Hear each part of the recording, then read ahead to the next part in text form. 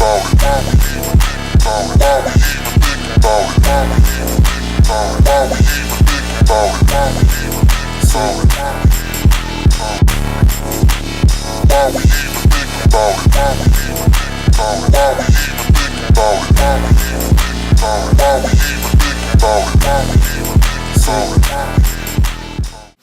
Curtis Kent. How you doing, sir? Good to see you. Good to see you too. It's been a long time. Yeah, I appreciate you. Fresh off a plane too. I You appreciate know, I try, man. I come out here. Yeah. And I'm out here in these streets. You out here, really? For real.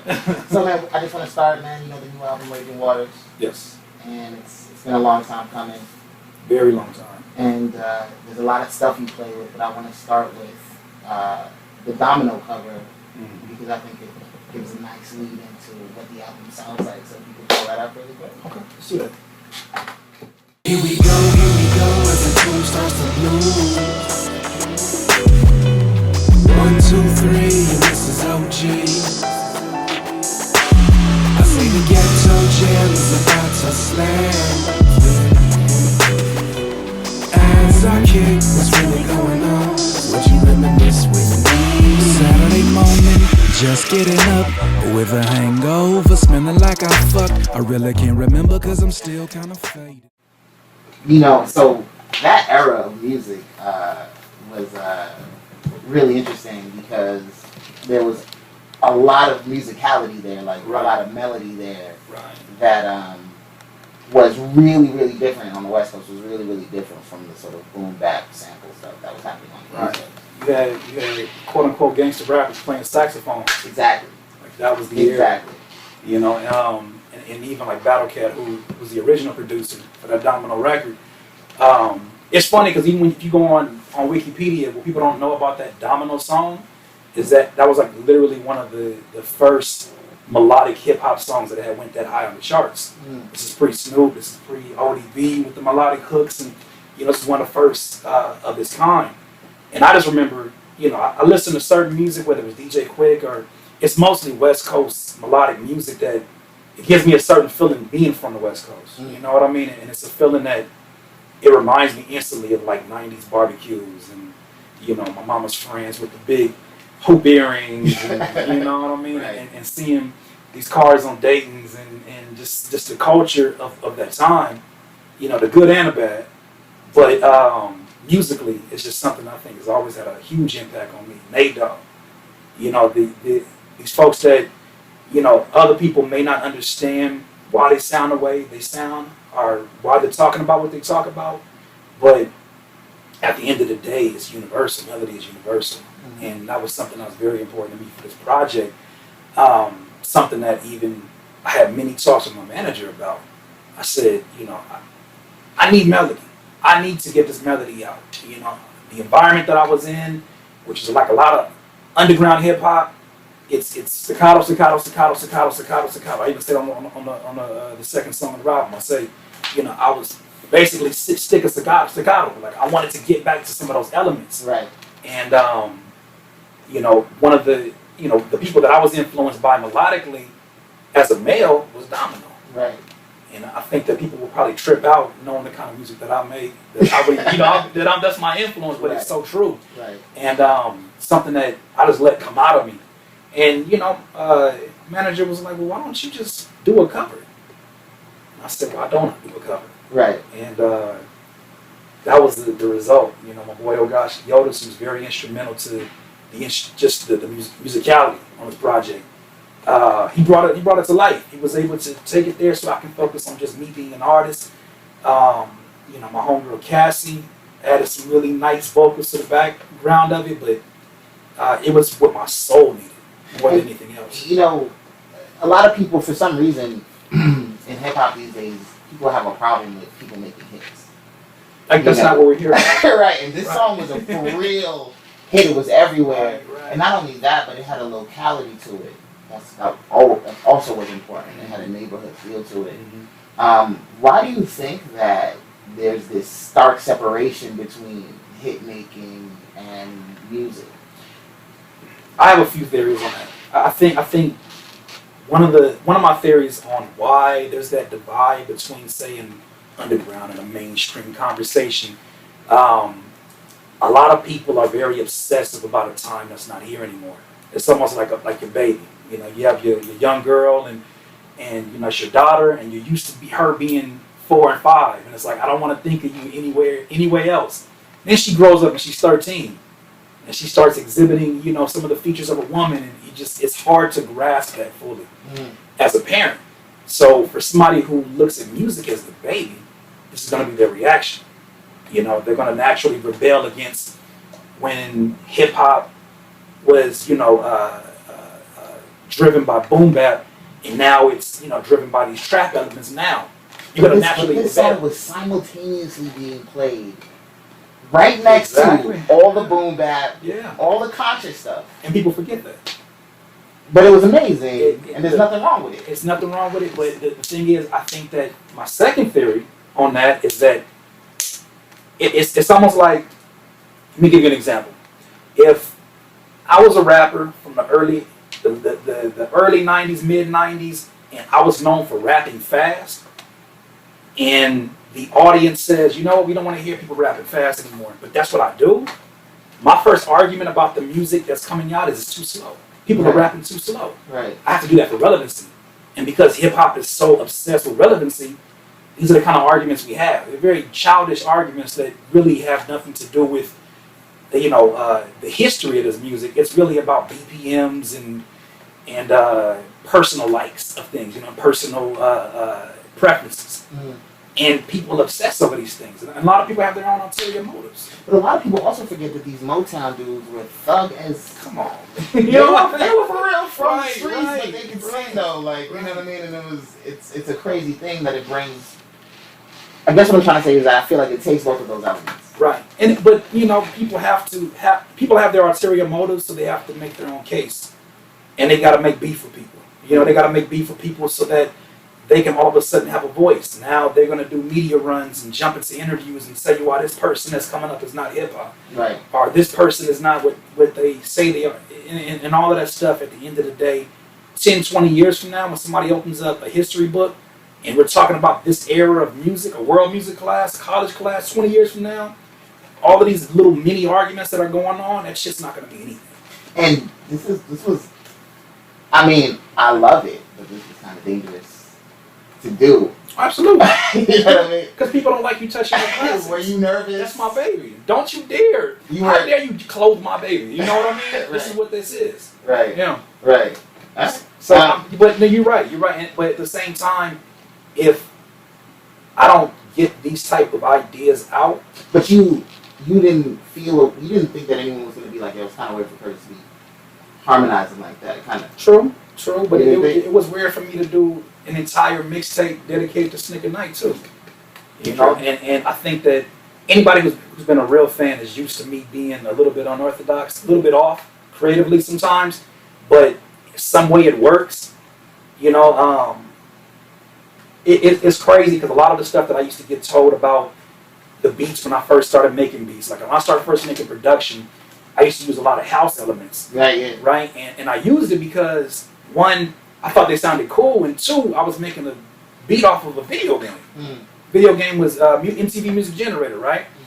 Well, some of the packs in there weren't heavy on hip hop, they were heavy on techno, they were heavy on house. So I was like, I'm gonna make a beat either way.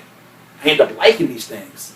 I show them to, you know, people that I look up to, and they're telling me this is not black music. They're telling me, you know, but not knowing the history of house music starting in Detroit. Right, exactly. And being where it was, you know, predominantly black folks making this music that was, you know, intertwined with funk. Right. So I don't feel any fear in doing it because it's like, if you know me, you'll understand. If you don't, it probably wasn't for you. And Raging Waters is all about, if you're here, it's because you want to be here. It's not because I'm vying for your attention. I'm not vying for your affection. You don't have to be here. But whoever's here, I'm going to make sure you have a hell of a time. Raging Waters, man. Let's talk about the title. Right. When you first hear it, what do you think of? I think of a tumultuous situation that may go either way. Okay. See, now that's an intellectual point of view of it. Right. Most people are going to be like, man, you making a project based upon San Dimas, you know, Venture Park? And it's like, because I have that quirky sense of humor, Right. people actually believe that that's what it is. But in all reality, you think of the two words together, aside from being this theme park, you think of the word rage has a very dark connotation to it. And waters, just the idea of waters, it can be unpredictable. Just like life can be unpredictable. Now you don't know what's underneath. You don't know what's underneath. You don't know, and to be honest with you, like how you said tumultuous, the last 3 years of my life has been probably the most tumultuous that it's ever been. And a lot of things have happened, a lot of things have changed, but it was very necessary for me to tell that story and for it not to be, a sob story, because you got to think the Curtis King that made the last album, Ticophobia, hadn't seen the U.S. 3 years later, went out on tour with Murs. I've seen, 42 different cities, 25 states in 2 months. And, to the point where I'm looking, talking to Chino XL about it, and he's like, that's nuts. I'm like, but you're Chino XL. Like, that's crazy to me. Like, I'm looking at you like here I'm this youngster complaining about a 2-month tour, and he's like, no, that's actually putting in work, youngster. Like, so that perspective is important to me, and it changed everything creatively, many conversations with my manager in just life conversations that put me in a different space. And, my financial position changed. Right. Most of the time people have known Curtis as being, the struggle rapper. The one that raps about being broke and then puts a smile on my face about it. It's like, yo, this is what it is. But when that starts to change, my environment changes. When your environment changes, what you listen to changes. What you make changes. Your aesthetic changes. Right. And when you visited all these places, like, what are some of the cities that hit you? Like, is this even America? Because that happened to me a lot when I was.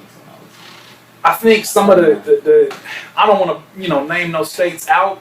Well, Florida was one of them. We went to Florida and I looked on the freeway and there was a KFC buffet. A KFC buffet. Yes, sir. A buffet old KFC. Yes, sir. When I saw that, I was like, oh, I'm definitely in another place. Right.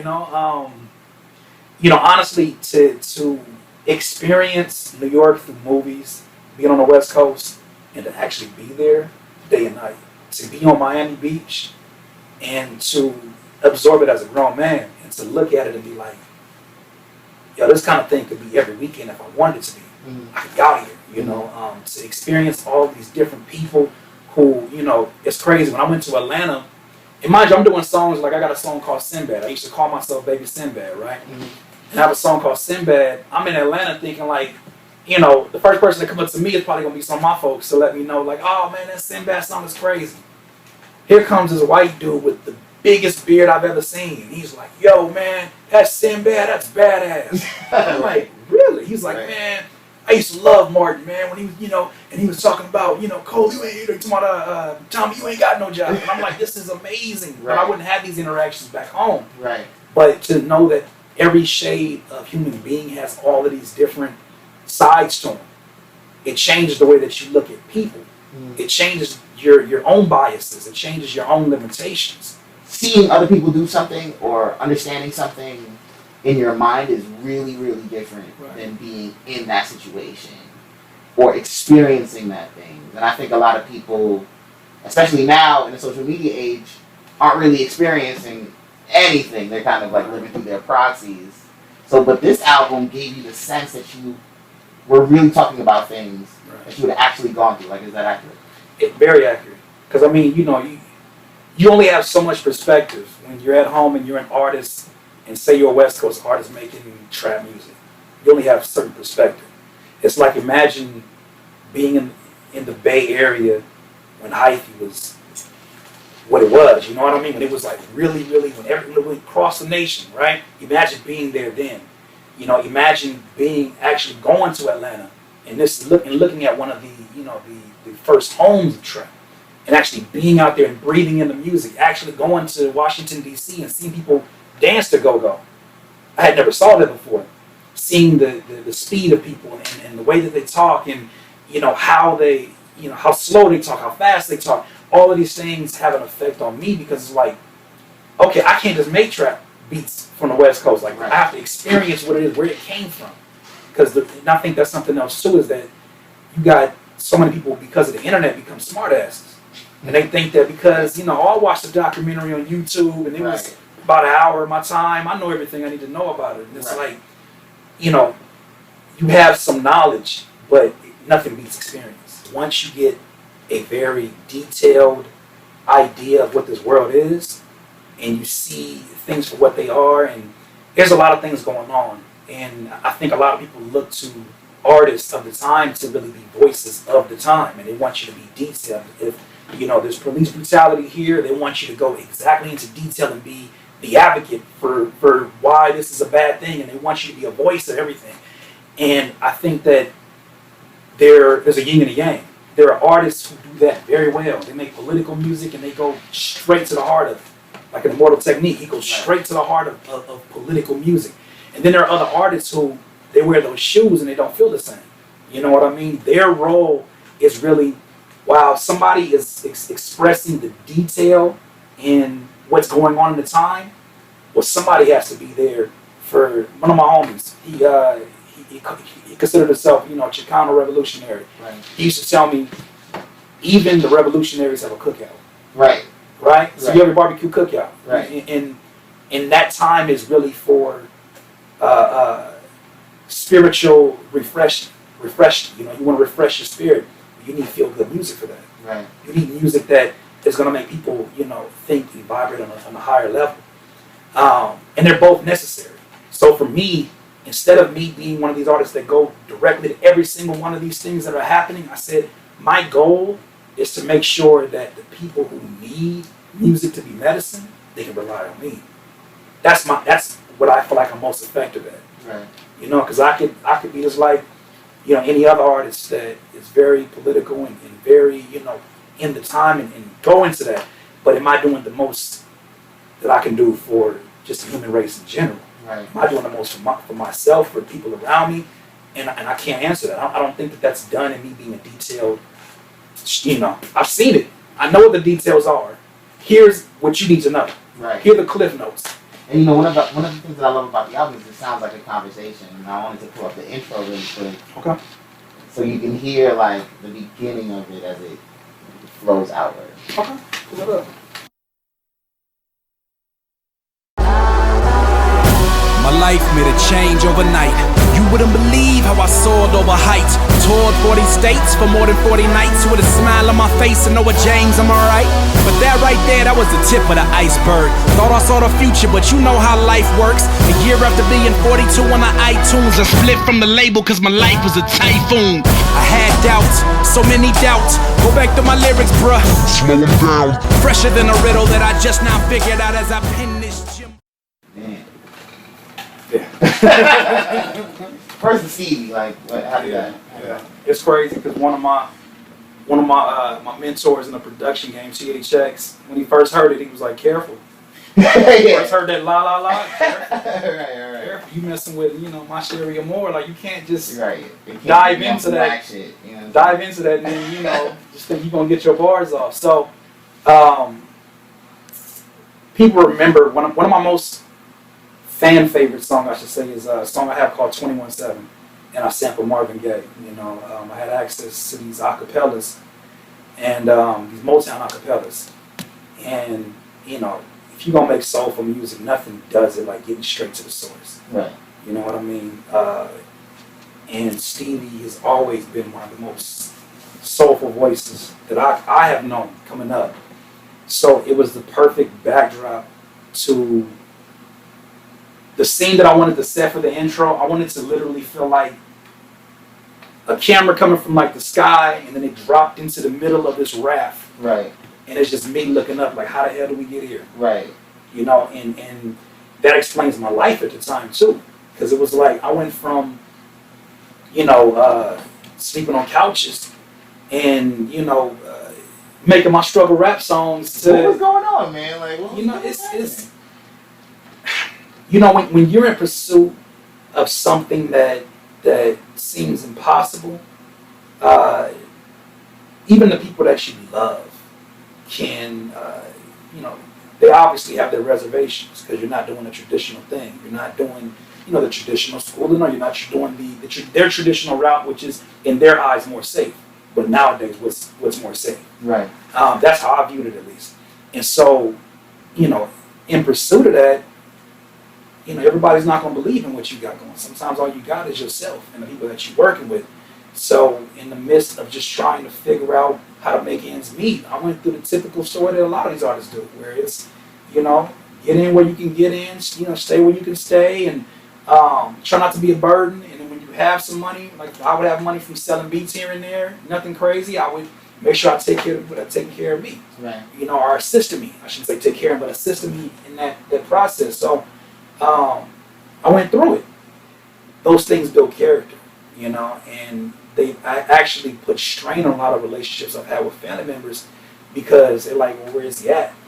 The hardest thing to do, I always say, the hardest thing to do in life is what you want to do. Yeah. Because it's selfish.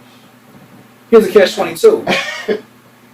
The same people that tell you to go out there in the world and find what you were put here to do and use your God-given gift. When you try to do it, they say that you're being selfish, and you got to think about the family, and you got to make money so that you can do whatever you want to do later. And what about the people who took care of you? Right. How do you handle all that pressure? And there's a lot of people out here trying to be a part of this culture, Right. you know, and I don't think there's an easy answer. And I think that every artist encounters this, and it happens because, you know, there is no promises in this, no matter how great you are. You know, they're street ball players who are the best in their neighborhood. right. They're not who didn't make it to the NBA, and you know, something they led down another you know, road or whatever, whether it's drugs or whether it's just whatever happens in life. It's not promised, but it's like we're raised to take that leap of faith. We're raised when we learn how to get on a bike, like put the training wheels off, go for it. Why does that change now when we become adults? Right. You know, and I think that it may be a little bit of insecurity in parents sometimes. But, I mean, it's the reality. I had to do it. It's not even a matter of me being selfish and saying that, yo, this is what I want to do. I want to become a rapper. Like, no. You know what I mean? This is what I have to do. If I don't do this, I'm going to live the rest of my life in bitterness because I'm going to be asking what if. You never think about the other paths that you could have possibly taken. You never. Ever. Never. What's the drive, man? Like there's a whole host of things, Right. you know what I mean, out here that could possibly stimulate you in the same way. You know what I mean? So why this? Why now? The biggest influence to this day has always been family. Family is first for me. That was always from the very jump. When I started off rapping, I rapped in a group, you know, with my boy Keaton. Like, we started off, we said, we're going to do this for the right reason, you know. And it was always family. That's, at the end of the day, if somebody says, I don't want to listen to Curtis King no more, and I go home and it's like, yo, they don't want me no more, you know. Why you don't want me, man? Almost like, baby boy, you don't want me no more. Like, when it comes down to that, like, family is literally all you will have. So this is the foundation of everything. So that's enough for me.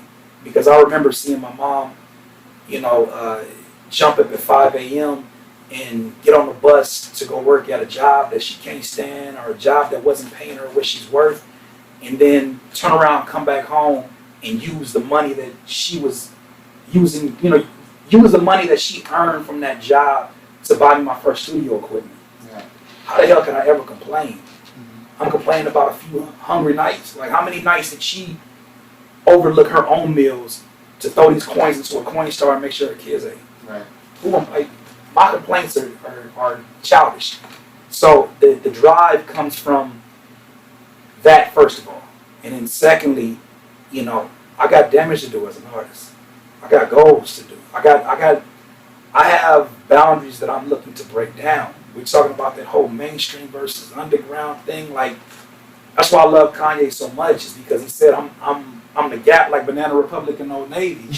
He set that out. He's like, look, I'm gonna make sure I put these songs with Talib Kweli and Jay-Z because they're both dope. Right. I don't care where he's from and I don't care about that. I don't care what his fan base is. They're both dope. Let's put them in the room. Let's do that. Right.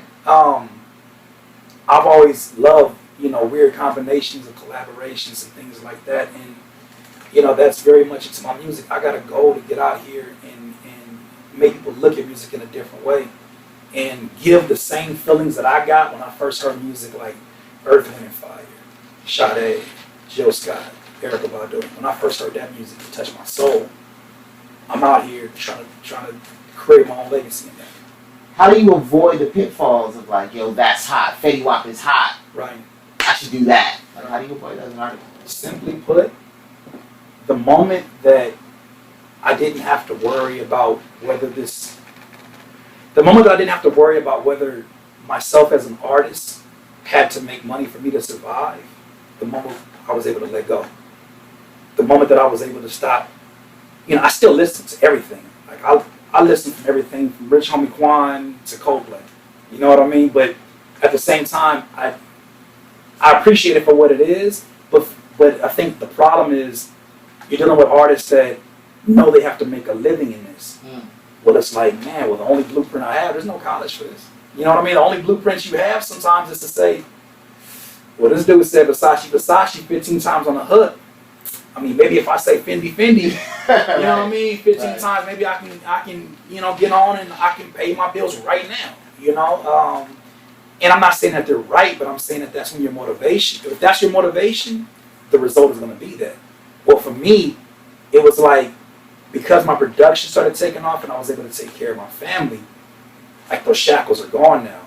But it's interesting because, man, okay, so there's this really young dude, right? This really young kid, Slim Jesus. Yeah. Right. Who made the drill record, right? Right. And he came out and he said, yo, man, I'm not out here catching bodies. Right.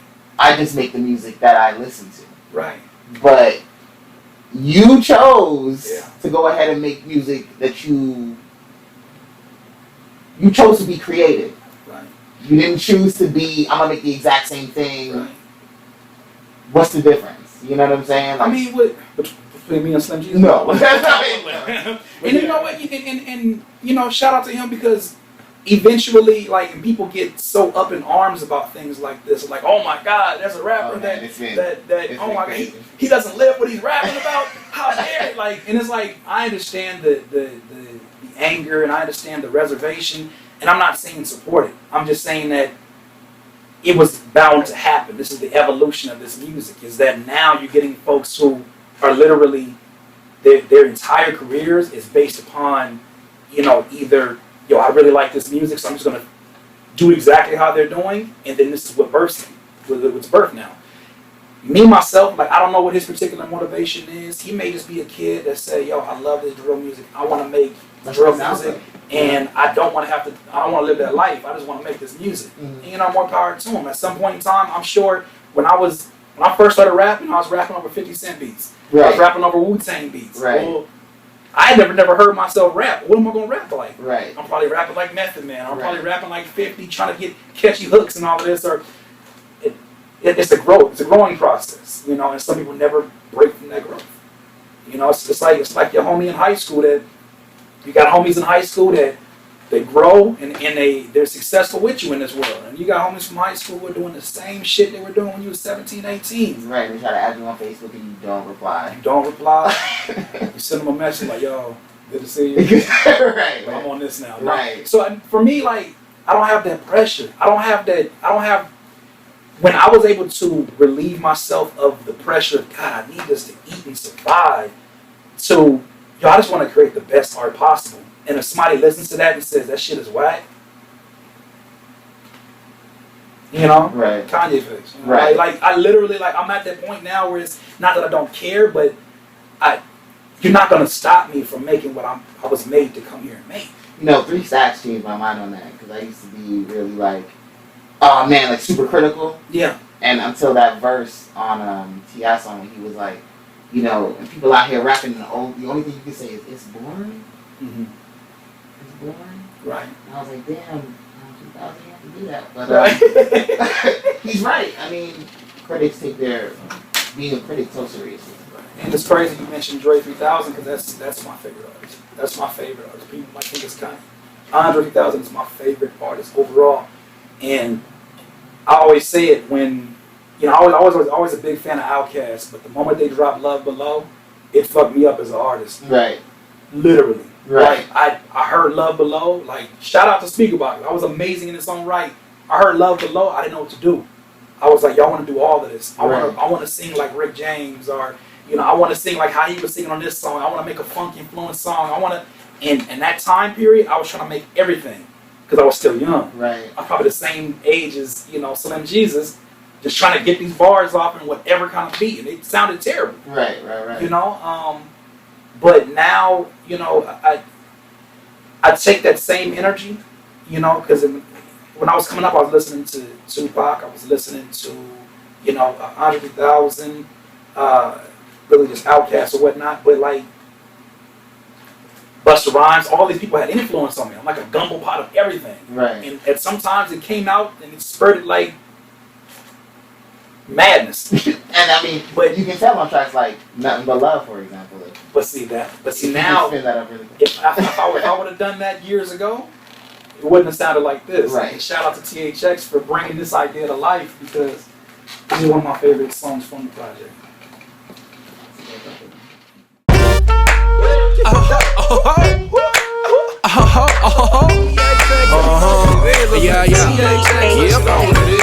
Posted at the club with the same old folks, with the same old haze and the same old hoes. Same old clothes and my bass so bored, man, my bass so bored, got her playing on the phone. Candy Crush, swiping at the jelly beans. Annie up, give it up, baby, let's go get a drink. I think you need a Long Island, a little something that'll make it not exciting. You ever seen the king get drunker than the pirate? You got off on that one. Thank you. You still gotta have your Courtney Curtis. I'm still me. Right. I think what people are gonna see when they listen to, or what they're gonna hear when they listen to this project, is the more serious sides of myself. But I'm still me.